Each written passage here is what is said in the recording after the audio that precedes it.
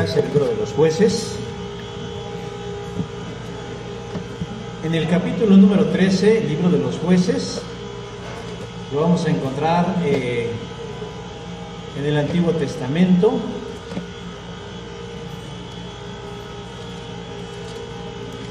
Y son únicamente 25 versículos. Vamos a leer los 25, los vamos a leer de forma alterna. Yo voy a leer el verso 1, ustedes el verso 2 y sucesivamente hasta que nos juntemos todos en el verso número 25.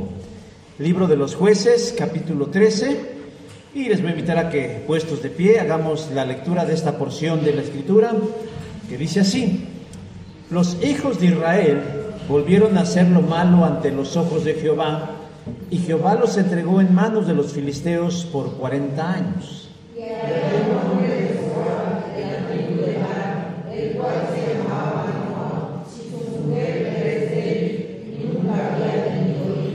A esta mujer apareció el ángel de Jehová y le dijo: He aquí, tú eres estéril y nunca has tenido hijos, pero concebirás y darás a luz un hijo. Ahora pues, no bebas vino ni sidra, ni comas cosa inmunda.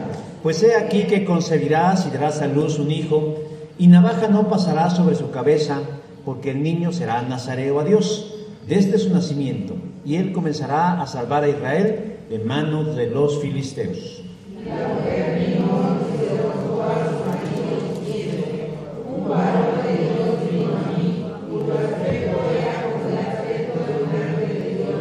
Temíme en gran manera, y no le pregunté de dónde ni quién era, ni tampoco él me dijo su nombre. Y me dijo: He aquí que tú concebirás y darás a luz un hijo, y por tanto no bebas vino, ni sidra, ni comas cosa inmunda, porque este niño será nazareo a Dios desde su nacimiento hasta el día de su muerte. Entonces y dijo: Señor mío, yo te ruego que aquel varón de Dios que enviaste vuelva ahora a venir a nosotros y nos enseñe lo que hayamos de hacer con el niño que ha de nacer. Y Dios oyó la voz de Manoah, y el ángel de Dios volvió otra vez a la mujer, estando ella en el campo, mas su marido Manoah no estaba con ella. Y la mujer volvió prontamente a Isaac a sus hermanos, diciéndole: Mira que será parecido a aquel varón que vino a mí el otro día. Y se levantó Manoah y siguió a su mujer, y vino al varón y le dijo: ¿Eres tú aquel varón que habló a mi mujer? Y él dijo: Yo soy. Entonces Manoah dijo: Cuando tus palabras se cumplan, ¿cómo debe de ser la manera de vivir del niño? ¿Qué debemos hacer con él? Y el ángel de Jehová respondió a Manoah: La mujer se guardará de todas las cosas que yo le dije. No tomará nada que proceda de la vid, no beberá vino ni sidra, y no comerá cosa inmunda, guardará todo lo que le mande. Y entonces Manoah le dijo al ángel de Jehová: Te ruego nos permitas detenerte y te prepararemos un cabrito. Y el ángel de Jehová respondió a Manoah: A mujeres tengas no comeré de tu pan, mas si quieres hacer holocausto, ofrécelo a Jehová. Y no sabía Manoah que aquel fuese el ángel de Jehová. Entonces dijo Manoah al ángel de Jehová: ¿Cuál es tu nombre para que cuando se cumplan tu palabra te honremos? Y el ángel de Jehová respondió: ¿Por qué preguntas por mi nombre, que es admirable? Y Manoah tomó un cabrito y una ofrenda y los ofreció sobre una peña a Jehová. Y el ángel hizo milagro ante los ojos de Manoah y su mujer. Porque aconteció que cuando la llama subía del altar hacia el cielo, el ángel de Jehová subió en la llama del altar ante los ojos de Manoah y de su mujer, los cuales se postraron en tierra. Y el ángel de Jehová no volvió a aparecer a Manoah ni a su mujer, y entonces conoció Manoah que era el ángel de Jehová. Y dijo Manoah a su mujer: Ciertamente moriremos, porque a Dios hemos visto. Y su mujer le respondió: Si Jehová nos quisiera matar, no aceptaría de nuestras manos el holocausto y la ofrenda, ni nos hubiera mostrado todas estas cosas, ni ahora nos habría anunciado esto. Y la mujer dio a luz un hijo, y le puso por nombre Sansón, y el niño todos, y el Espíritu de Jehová comenzó a manifestarse en él en los campamentos de Dan, entre Sora y Estaol. Amén. Pueden tomar su lugar. Thomas Trace Beauty es un orador, activista, escritor y abogado estadounidense que saltó a la fama en el 2008 al ser identificado como el primer hombre varón embarazado. Sí, lo que sucede es que Thomas Trace Beauty nació mujer, pero a la edad de 10 años comenzó a identificarse con el género o el sexo masculino, pero fue hasta los 23 cuando comenzó un tratamiento hormonal para masculinizarse y empezar a vivir como varón. Para el 2002 se realizó una cirugía de reasignación de sexo, solo que mantuvo sus órganos reproductivos internos intactos, entiéndanse, útero y sus ovarios, porque él deseaba tener hijos biológicos en el futuro. En el 2003 se casó con Nancy Gispiel, quien era una mujer biológica, pero estéril. Cuando ambos decidieron hacer familia, Thomas recordó que tenía sus órganos reproductivos intactos y decidió ser él quien gestara mediante inseminación artificial a sus futuros hijos. Así pues, en el 2008, Thomas Beauty salió en portadas de revistas y era invitado a famosos programas de televisión en los Estados Unidos para ser presentado como el primer hombre embarazado. En agosto del 2008 nació su primera hija, Susan.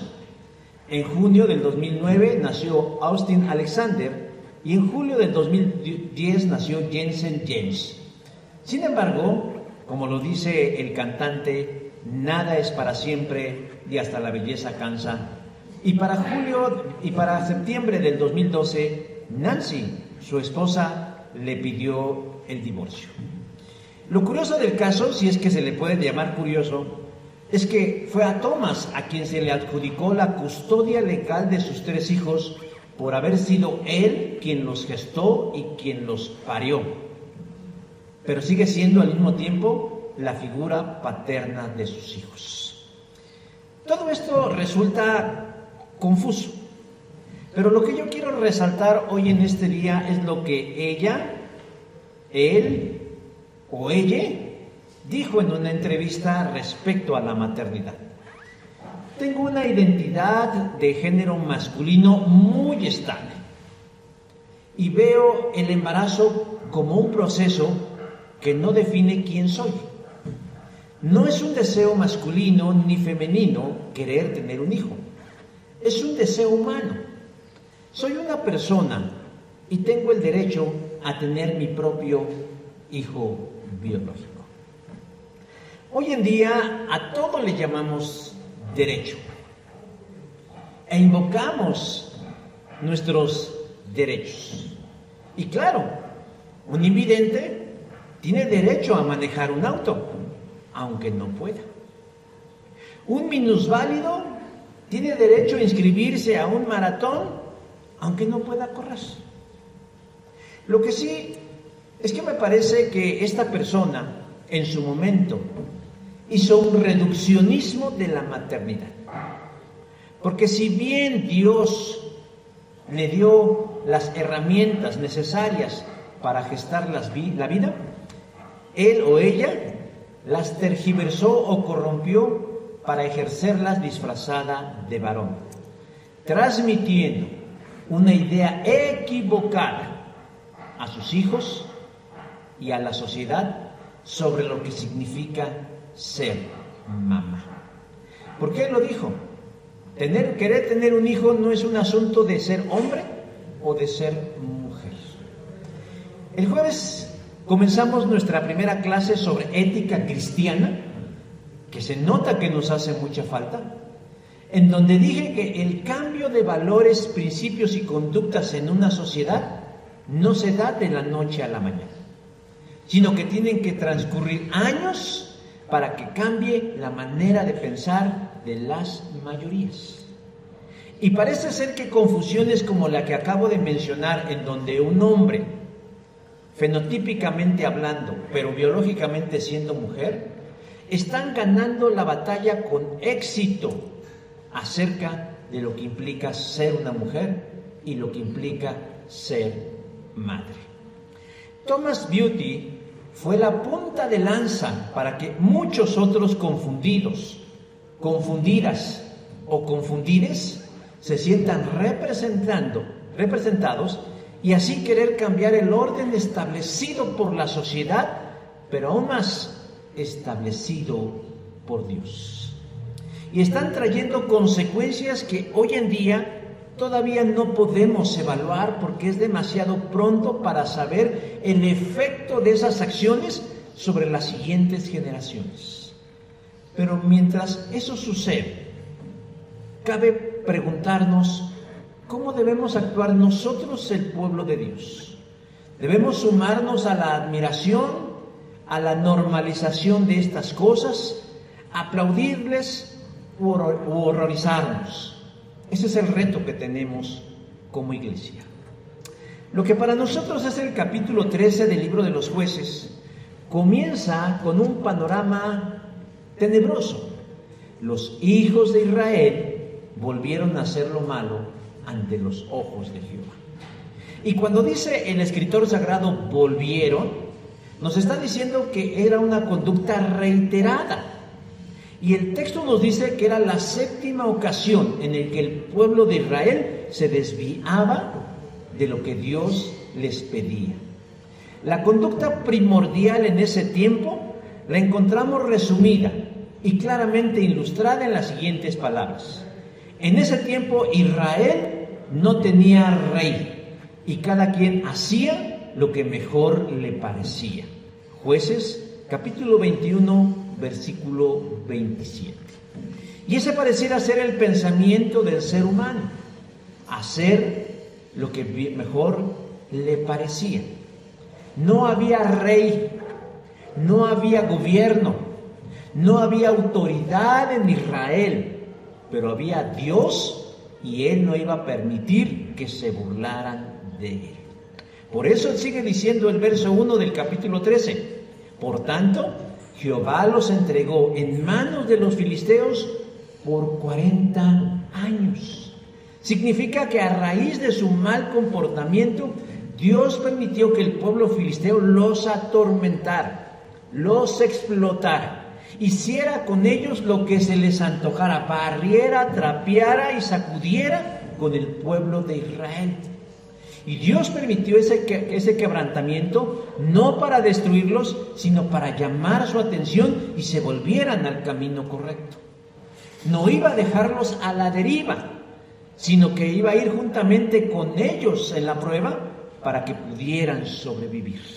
¿Cómo? Precisando un libertador, alguien que los ayudara a escapar de esa opresión, un líder o un juez que sirviera para el propósito de Dios y liberarlos del yugo de los egipcios.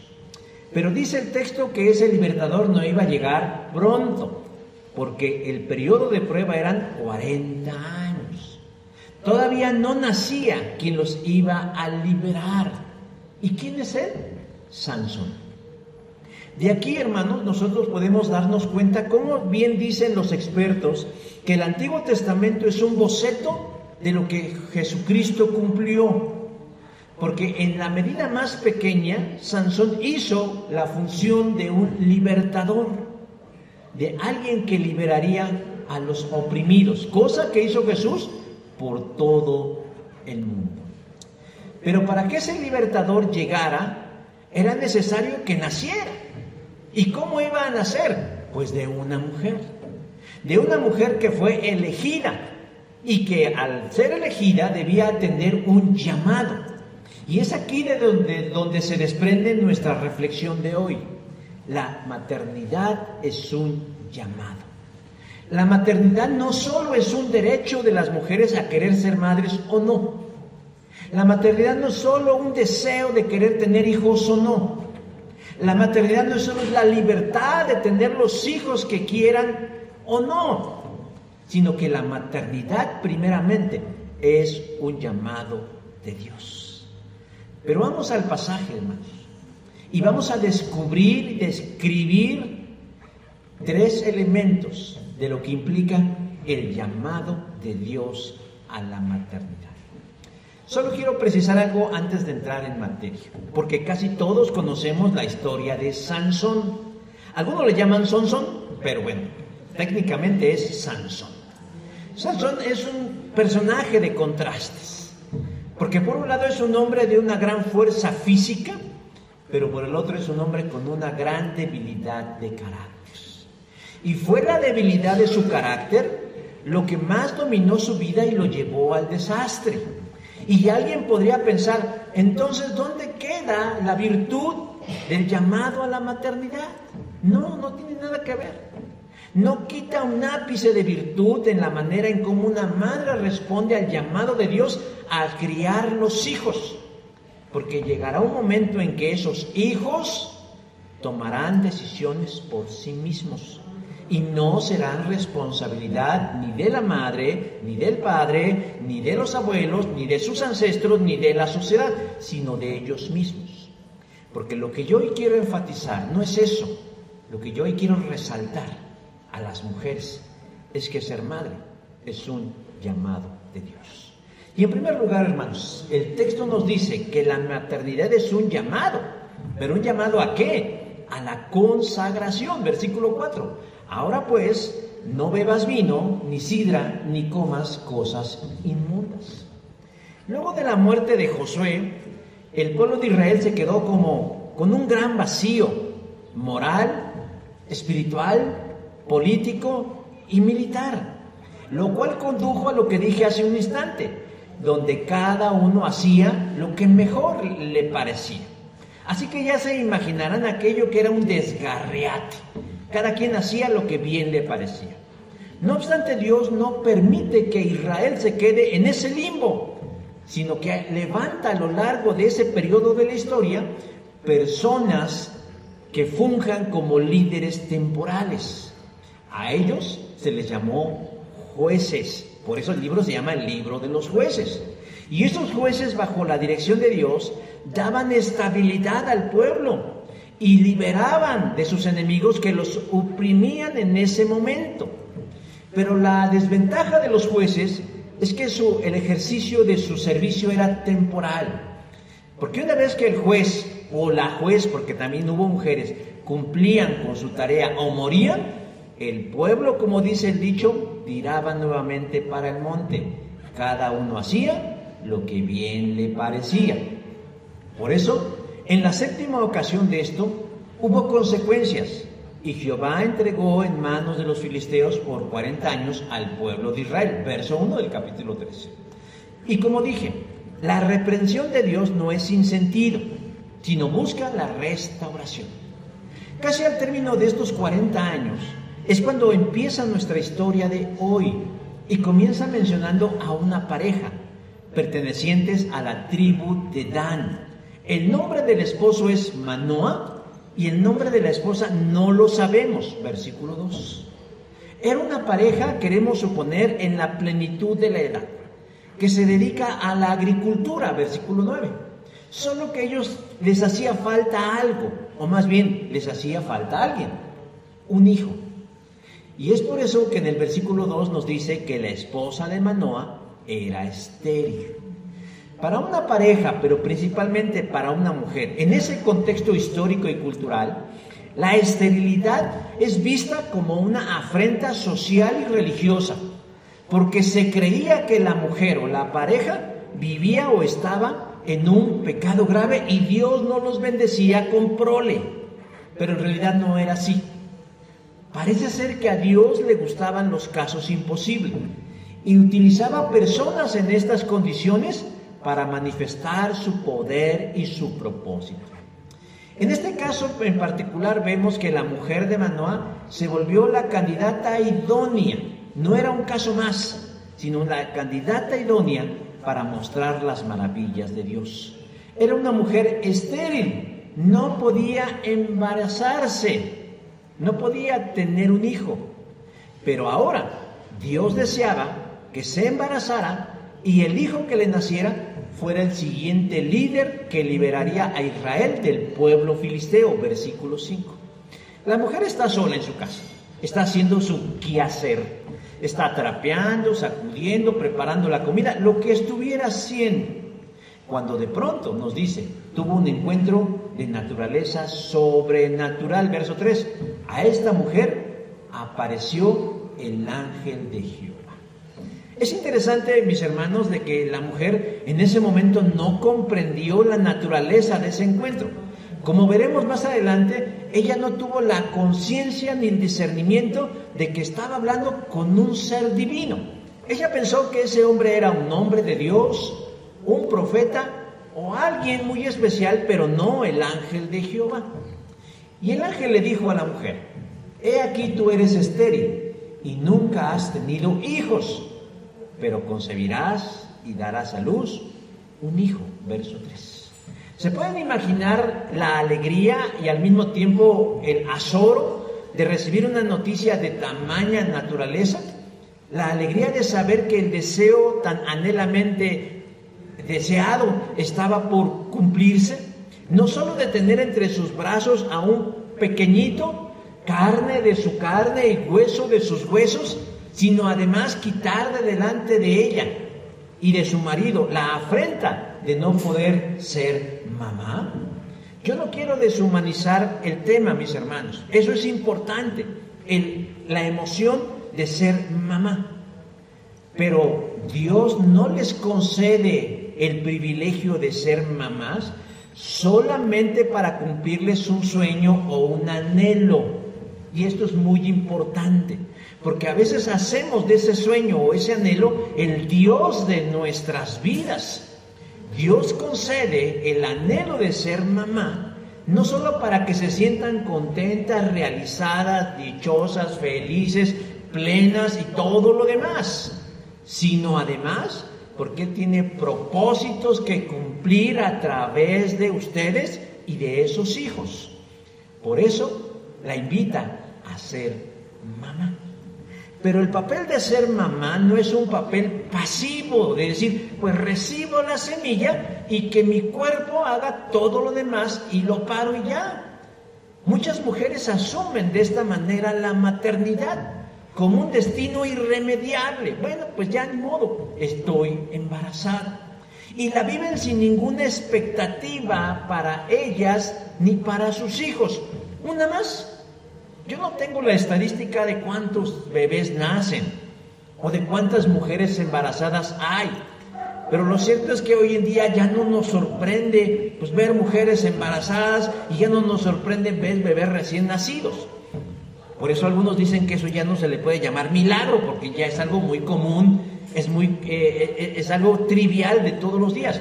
Habría que preguntarle a un ginecólogo o en un hospital, pues, ¿cuántos bebés ve al día? ¿O cuántos bebés ha visto en su carrera? Pues va a decir un montón. O sea, para mí eso ya es de todos los días. Pero Dios está llamando a cada mujer a que su maternidad sea algo mucho más que gestar un producto en el vientre, a dejar de ser simplemente incubadoras y se conviertan en personas consagradas. ¿Pero qué significa una maternidad consagrada? Consagrado significa la demanda de una entrega profunda a Dios. Dedicar no solo su maternidad, es decir, los 9 meses, sino lo que durará el tiempo de la crianza de los hijos a Dios, para que el hijo que Dios les dé cumpla un propósito importante, versículo 5. La manera en cómo deben mostrar esta consagración, le dijo a la mujer, es: no tomes vino ni ninguna otra bebida fuerte, ni comas nada impuro. Versículo 4 de la Biblia de las Américas. Estas son indicaciones que la ley de Moisés daba a quienes eran apartados para Dios. Número 6 del 1 al 21. Y aunque el apartado para el propósito era el niño, la mamá tenía que jugar junto con él este papel fundamental. Es decir, la mamá no podía ser una desperdigada y su hijo un consagrado. La mamá no podía ser una indisciplinada y su hijo una indisciplinada. No, sino que la madre junto con el niño debían guardar el nazareato. En otras palabras, debían guardarse y apartarse para los propósitos de Dios. Y no me malentiendan, no es que se subieran a una montaña o se fueran a un desierto o se metieran debajo de una piedra y que a nadie viera, no, sino que tenían que abstenerse de todas esas cosas que podrían distraerlo del propósito fundamental por el cual son mamás y por el cual estamos en este mundo. En la mayoría de las veces, cuando una mamá ve a su hijo, desea para su hijo lo mejor. Ustedes que son mamás, cuando vieron a ese pedacito de carne con ojos que de pronto olía a leche cortada y que cuando se hacía del baño apestaba peor que un water, ¿en qué pensaban para sus hijos? Pues en lo mejor, ¿no?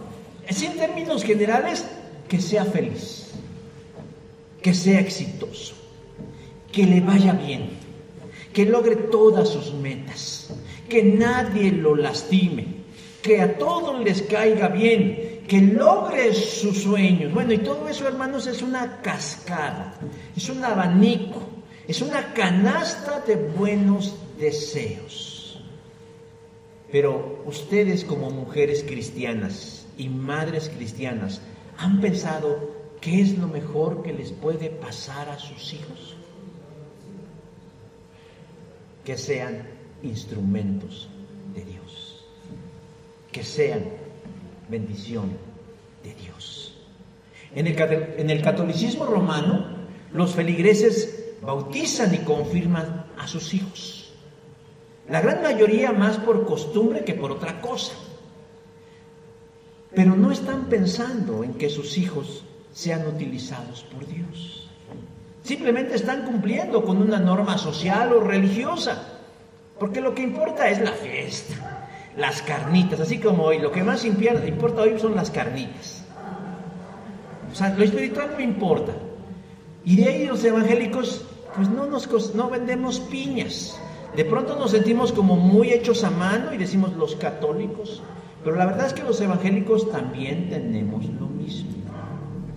Las cosas no son muy distintas, hermanos. Cuando nace un bebé en el seno de la comunidad cristiana, lo traen al templo y le piden al pastor en turno que lo presente a Dios, emulando lo que José y María hicieron en su momento en el templo con Jesús, Lucas 2:22. Solo que parece que son dominados por el mismo espíritu que domina a los católicos romanos, porque lo presentan y ya.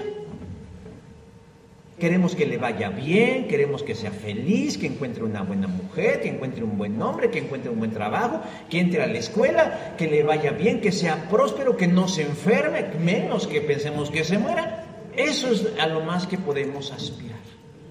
Pero nunca pensamos que cuando lo traemos a presentarlo en el altar del Señor, estamos realmente consagrándolos, poniéndolos en el altar de Dios para decirles: Señor, haz en ellos tu voluntad.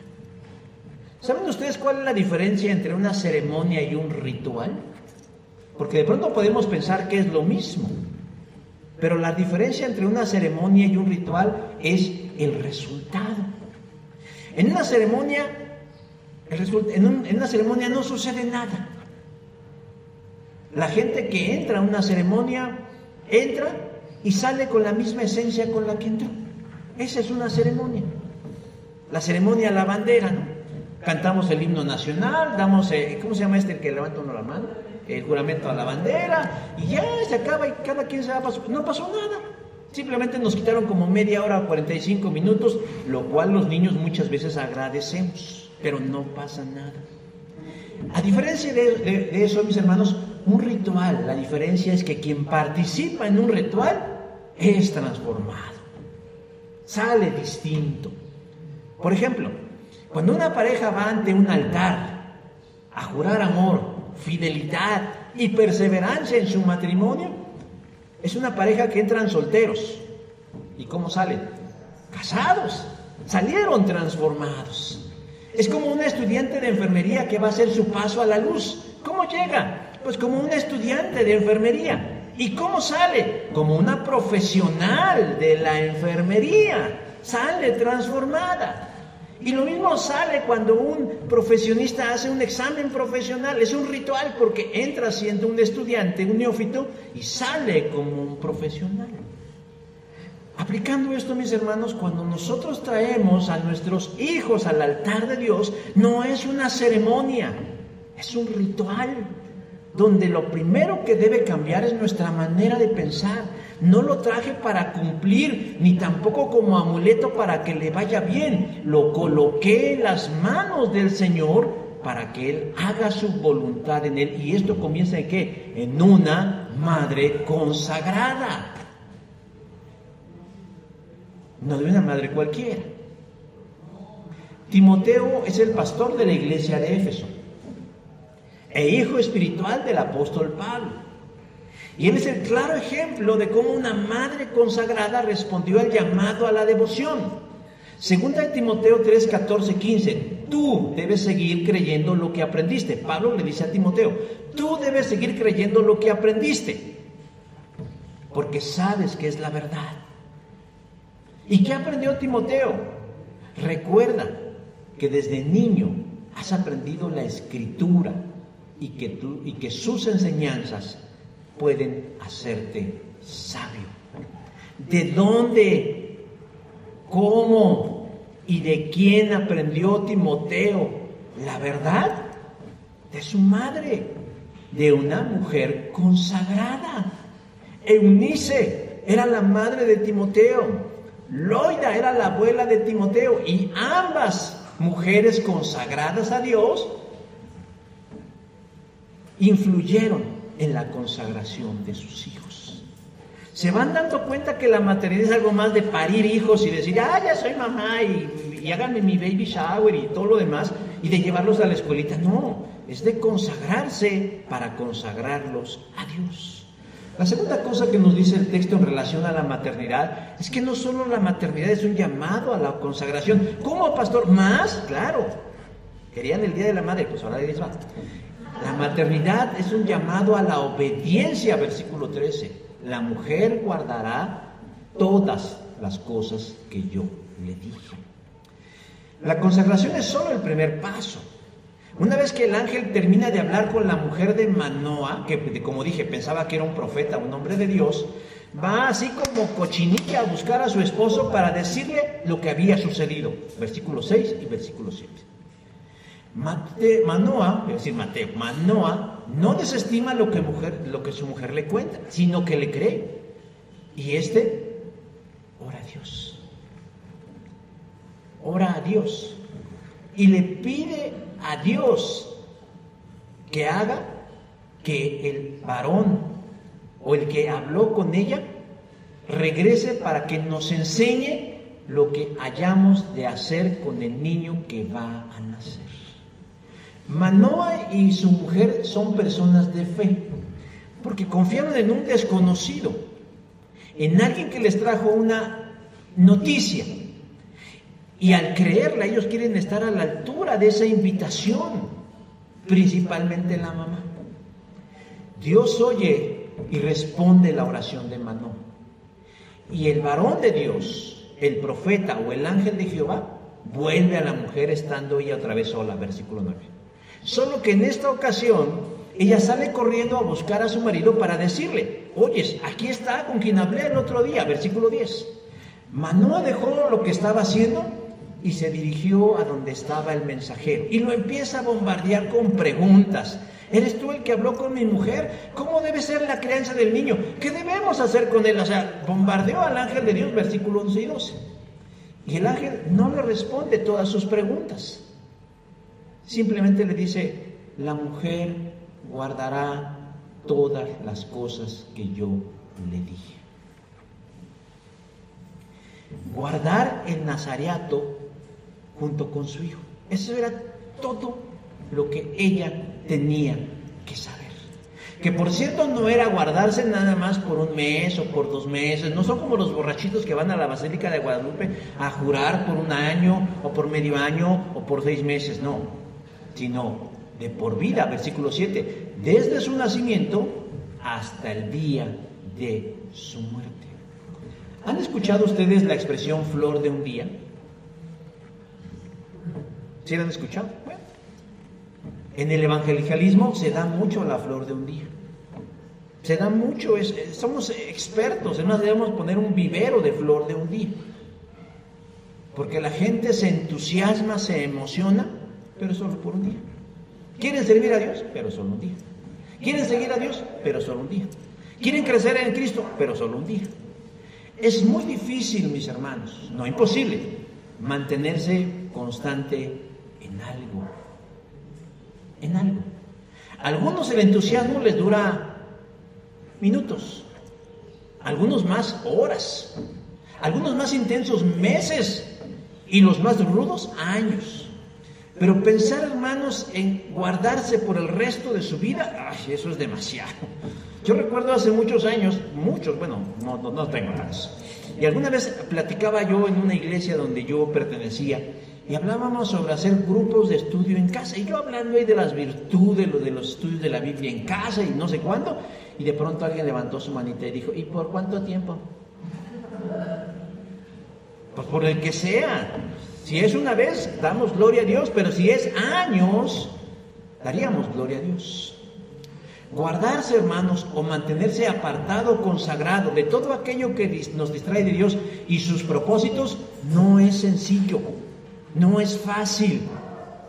Existen muchas distracciones u obstáculos que se presentarán en el camino que nos pueden apartar de Él.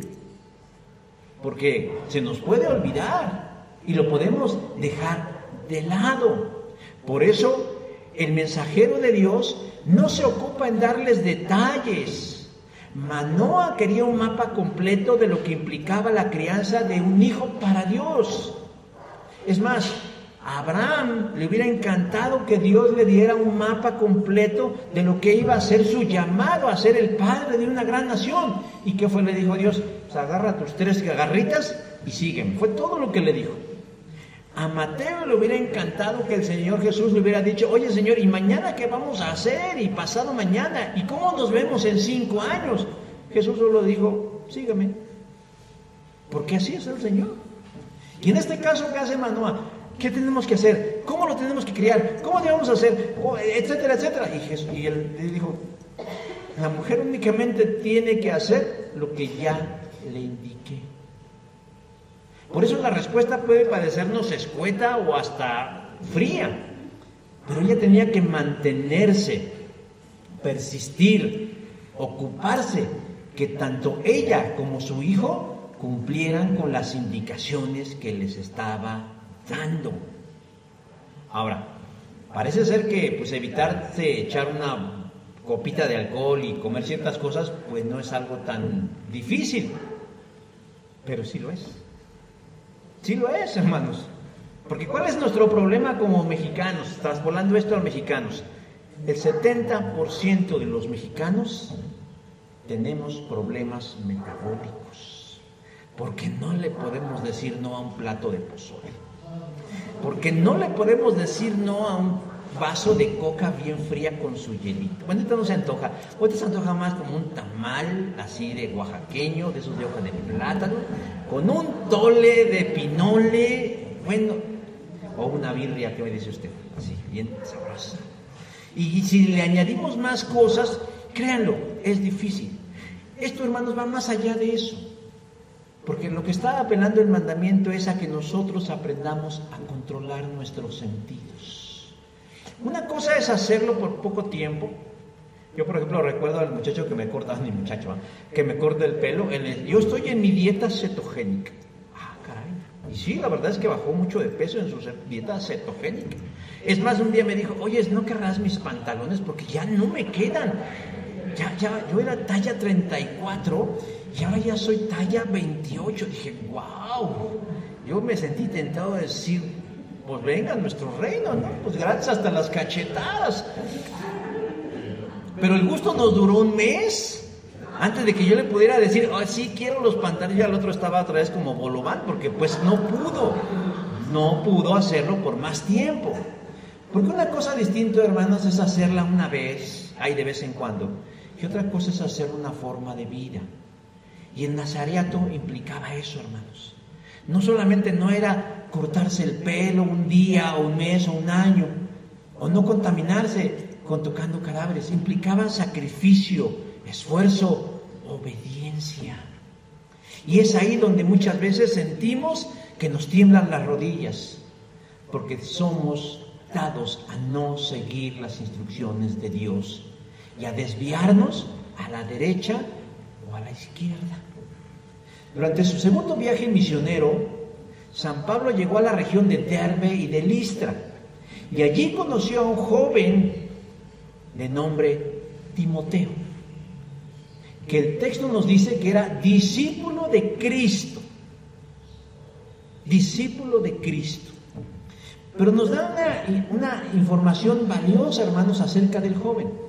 Su madre era creyente judía, pero su padre era griego. Hechos 16:1. Este dato nos sirve para lo que hoy estoy explicando. No conocemos cómo o de qué manera una mujer de fe se vinculó afectivamente con un pagano griego, pero ahí está. Es la historia más conocida entre los evangélicos, pero podemos intuir los detalles. El caso es que pese a que Eunice se unió en yugo desigual con un incrédulo, ella no renunció a su llamado de guiar a su hijo varón por los caminos de Dios. ¿Cómo sabemos eso? Bueno, pues porque el texto dice que era un discípulo de Jesús que vivía en Derbe y Listra llamado Timoteo. Pese al tropiezo que ella tuvo de casarse con un incrédulo, ella sabía que el mejor legado que le podía heredar a su hijo no era una casa en Atenas y no era una cuenta de banco en el mejor de Grecia, sino el camino a la vida eterna. ¿Cómo? Consagrándose, pero al mismo tiempo siendo obediente a partir de su tropiezo en todos los aspectos que Dios le marcaba.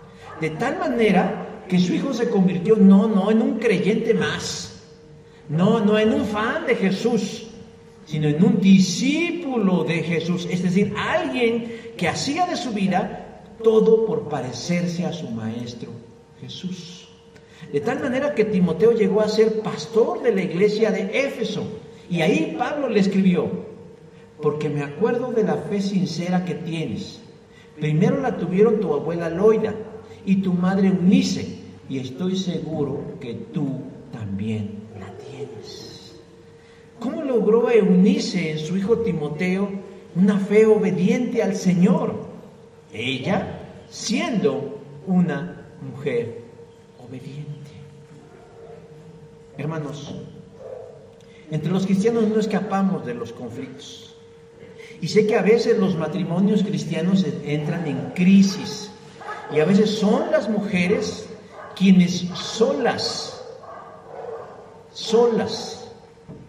tienen que sacar adelante la crianza de los hijos en la fe. Lo ideal es que si tienen una pareja, ambos hagan sinergia para lograrlo. Pero si no se puede, Eunice es el mejor ejemplo inspirador para ustedes de decir que cuando no tienen la ayuda de aquel con quien procrearon un hijo, ustedes solas pueden sacar adelante la fe si son obedientes. La mujer guardará todas las cosas que yo le dije. Ahora, esto no es un llamado a que los hombres abandonemos nuestra misión para ser sacerdotes y guías de nuestros hijos, pero hoy no es día del papá, hoy es día de la mamá.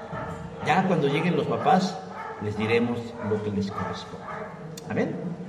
Pero tenemos una participación especial de nuestra hermana Nada. Nos va a entonar un canto y después le doy la tercera cosa acerca de la maternidad como un llamado.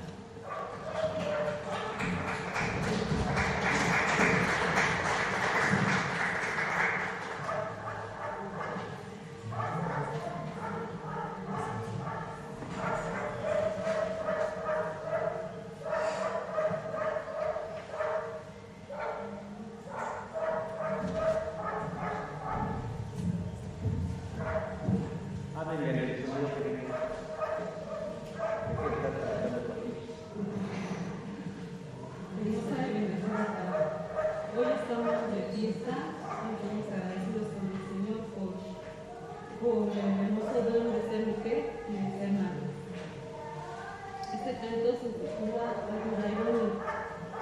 Y pues yo reflexioné nos invita a que seamos ayuda y gloria, no solo de las cosas, sino de los hijos y de las personas que necesitan a nosotros. Vamos a estar a Dios porque Dios se dice aquí que Dios es su hogar y el Señor es el que nos pone con nosotros.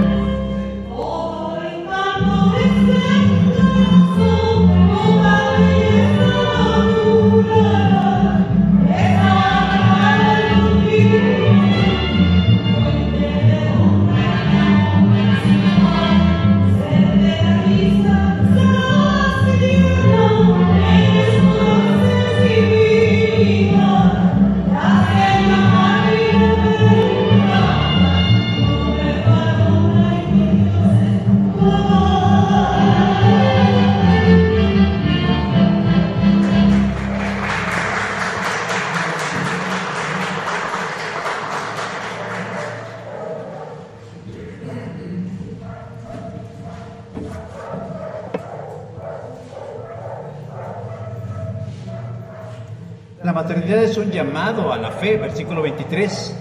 Si Jehová nos quisiera matar, no aceptaría de nuestras manos el holocausto. Luego de que el ángel le pone un hasta aquí a Manoah porque quería saber todos los detalles acerca del niño que iba a nacer, Manoah toma una buena actitud y le dice, pues antes de irte échate un taco, ¿no? Échate un taco, matamos un cabrito, no en el lomo, ¿verdad? Y te vas. Pero el mensajero de Dios amablemente rechaza la invitación, pero le dice, mejor ofrece ese cabrito como sacrificio a Dios, versículo 16. Manoah y su esposa habían tratado con mucha deferencia al mensajero de Dios, como un invitado muy especial, pero no se habían percatado en realidad con quién hablaban, versículo 16. Manoah sin saber que aquel hombre era el ángel de Jehová. Pero algo le decía a Manoah que ese mensajero era alguien más allá de un simple hombre, y le pregunta, ¿cuál es tu nombre? Y el ángel le responde, mi nombre es maravillosamente secreto. ¿Por qué querrías saberlo? Manoa no contesta, pero junto con su mujer ofrecen el sacrificio, matan al cabrito y ponen sobre el fuego una ofrenda de cereales, y ambos serían consumidos por el fuego, versículo 19. Y es ahí donde sucede, versículo 19, dice, y el ángel hizo milagro ante los ojos de Manoa y su mujer. ¿En qué consistió el milagro? En que mientras las llamas consumían la ofrenda en el altar, el hombre de Dios, el profeta o el ángel de Jehová, subió entre la llama y fue directamente al cielo. Versículo 20. Y Manoa y su mujer se quedaron así. Wonderful. Que quedaron así, estupefactos, maravillados, sorprendidos, pero a la misma vez aterrados. ¿Y cuál fue su primera reacción? Ofrecer proscuneo. ¿Qué es proscuneo? Con respeto se inclinaron hasta tocar el suelo con la frente, versículo 20 de la traducción en lenguaje actual. Hasta ese instante cayeron en cuenta que con quien habían estado hablando todo ese tiempo era Dios mismo personificado, no encarnado, personificado. Cuando leemos el Antiguo Testamento, vamos a encontrar en algunas ocasiones la expresión el ángel de Jehová. Y en algunos lugares sí es el ángel de Jehová, es decir, es un mensajero de Dios que trae un mensaje para alguien. Pero en algunos casos la expresión el ángel de Jehová hace referencia a que es Jehová mismo. Según los eruditos bíblicos, la expresión el ángel de Jehová aquí en el capítulo 13 del libro de los Jueces no debía haberse traducido como el ángel de Jehová, sino como el ángel es Jehová. Y entonces cambiaría todo el sentido y la enseñanza quedaría más clara de quién habló con Manoa y su mujer. No era un simple ángel, si es que hubiera ángeles simples, sino Dios mismo. Hay quienes afirman que esto es una prefiguración de Jesús, quien se materializó en una persona para que los sentidos de Manoa y su mujer pues pudieran verlo y escucharlo. No fue una encarnación, ya que la encarnación se daría muchos, pero muchos años después. Además, el contexto nos conduce a pensar que en verdad Manoa y su mujer hablaron con la divinidad misma, porque al darse cuenta de que era el ángel de Dios o que el ángel era Dios, verso 22, Manoa dijo a su mujer, ciertamente moriremos porque a Dios hemos visto. Y esto, hermanos, en alusión a las palabras que Dios dio a Moisés en el Sinaí cuando le dijo, no vas a poder ver mi cara, porque ningún ser humano puede ver mi cara y seguir con vida. Éxodo 33, 20.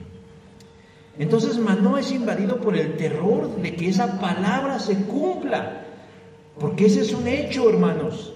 El ser humano no puede mirar a Dios si primero no cae muerto ante la sublime belleza, hermosura y santidad del Altísimo Dios del universo. No obstante, la mujer llena de fe lo ubica diciendo, si Jehová nos quisiera matar, no aceptaría de nuestras manos el holocausto y la ofrenda. Si ni nos hubiera mostrado todas estas cosas, ni nos habría anunciado esto. ¿Cuánta razón tiene esta mujer? ¿Qué sentido hubiera tenido que Dios les mostrara lo que iba a hacer con ellos y después los iba a matar? Pues ninguna. La mujer, en pleno ejercicio de su fe y de confianza, sabe que Dios no va a causarles daño, sino que los ha hecho partícipes de una gran misión, sobre todo a ella. La fe en Dios, mis hermanas que son mamás, es muy importante en la tarea de ser mamá. Porque en más de una ocasión van a tener que mirar con los ojos de la fe más que con los ojos de la carne. En más de una ocasión van a tener que mirar más con los ojos de Dios a sus hijos que con los ojos suyos que se han de comer los gusanos. Van a tener que creerle más a Dios en sus promesas, más que en todo lo que parezca o en las circunstancias les diga, porque Dios siempre hará cosas buenas. Casi todos conocemos la historia de Sansón, y siendo sinceros nos preguntamos cómo Dios puede usar a una persona como Sansón, porque su comportamiento dejaba mucho que desear. No hacía caso a la voz de sus padres. Una vez se enamoró de una filistea y ellos le dijeron no, y él se aneció y dijo yo me caso con la filistea, aunque después le fue en feria. Sansón se dejó llevar por los deseos de su corazón y utilizaba los dones que Dios le había dado para su egoísta beneficio propio. Y con todo su madre debió tener confianza en que Dios cumpliría el propósito por el cual había llamado a ella a ser la madre de él y a él para ser el liberador del pueblo de Israel. Bueno, del mismo modo, mis hermanos, yo sé que a veces sus hijos pueden llegar a decepcionarlos, pueden llegar a no llenar las expectativas que ustedes tengan y lo que soñaron para ellos. Pero yo les animo a que no renuncien a tener fe que en algún momento sus hijos estarán a los pies del Creador y haciendo su voluntad. Para eso necesitan una buena dosis de confianza. La que era estéril dejó de serlo, dice el verso 24, porque la mujer dio a luz un hijo y le puso por nombre Sansón, que significa hombre del sol o hombre hacia el sol, muy probablemente aludiendo al momento en el que el ángel de Jehová subió al cielo. Pero lo trascendente es lo que nos dice el texto: y el niño creció y Jehová lo bendijo. Versículo 24. ¿Y cómo lo bendijo Dios? Versículo 25.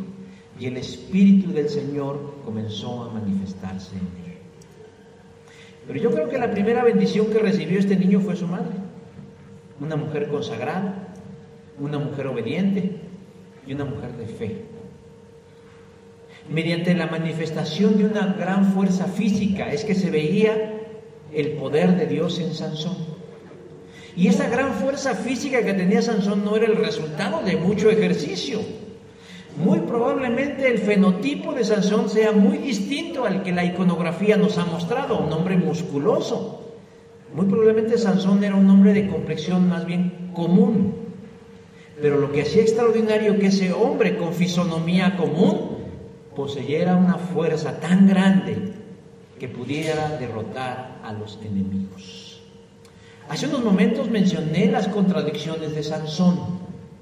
Su vida adulta no fue la más ortodoxa o la más recta, sino que se caracterizaba por el espíritu de su tiempo. Hacía lo que bien le venía en gana.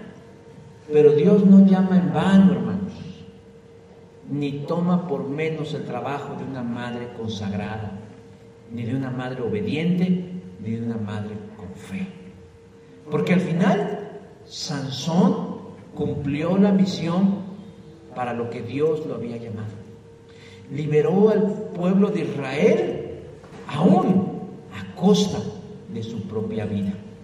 Jueces capítulo 17, versículos del 23 al 31.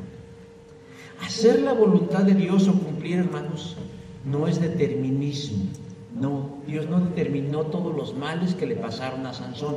Él se los ganó a pulso, pero sí lo persuadió a que pese a las malas decisiones que tomó, al mal camino por el cual anduvo, al final de sus días reivindicara sus decisiones y honrando el llamado que Dios le dio a su madre,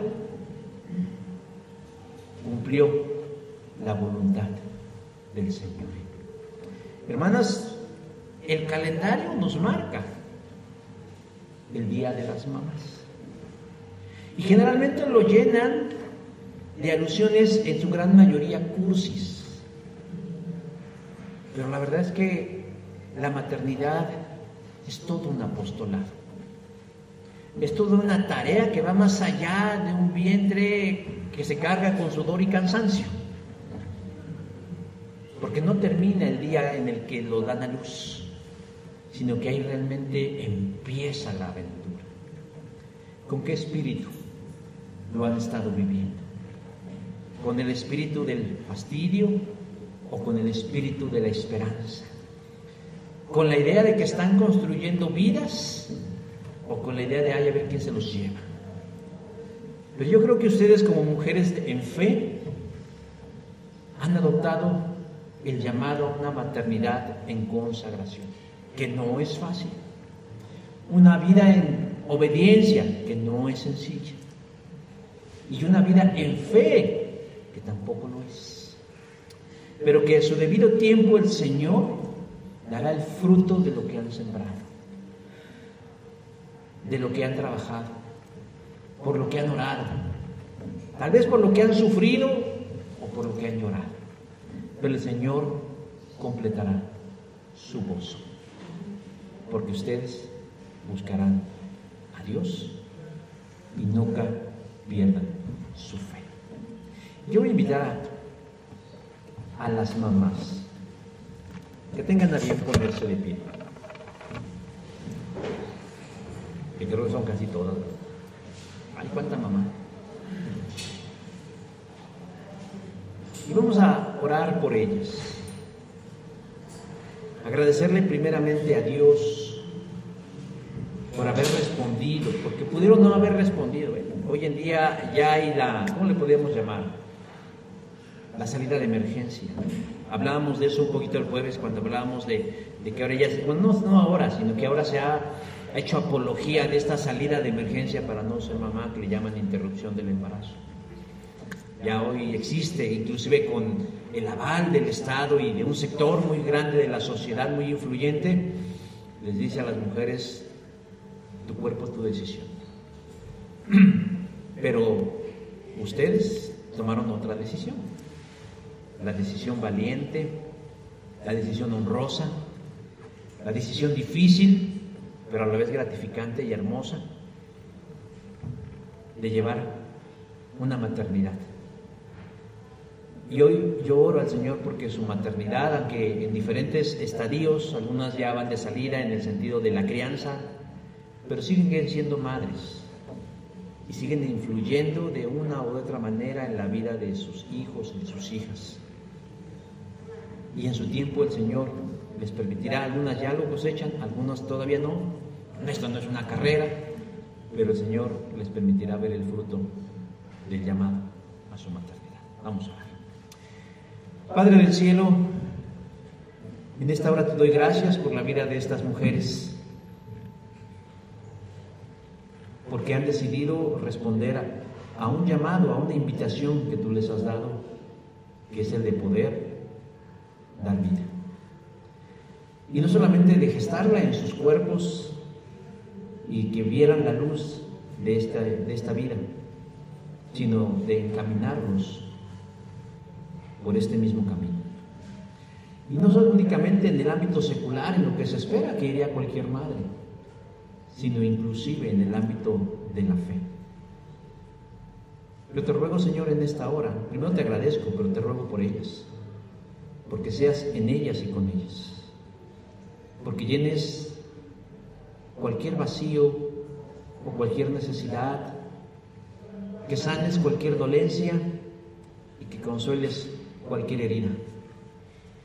Que derrames, Señor, sobre ellas la porción correspondiente de tu Espíritu Santo, Señor, y que sientan la abundancia de tu presencia en todo momento, máxime cuando a veces, Señor, la maternidad pareciera algo que no satisface las expectativas de su vida.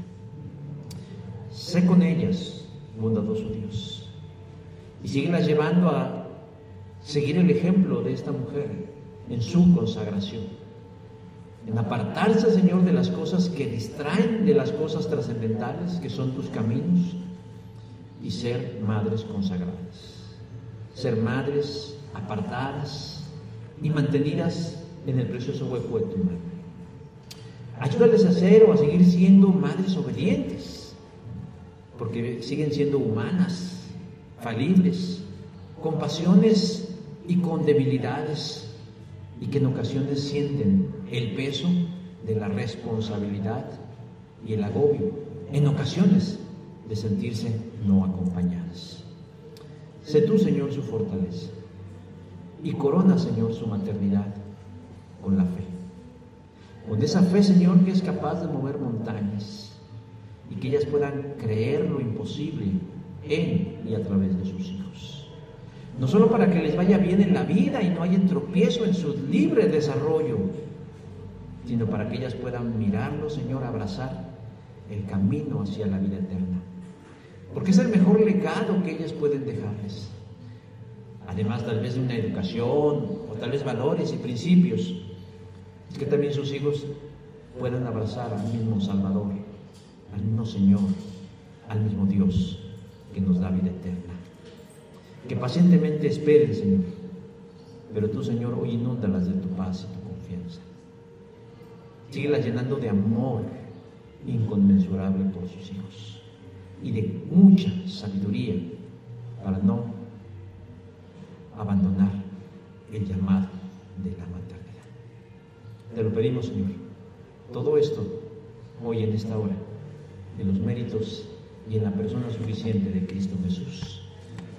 Amén.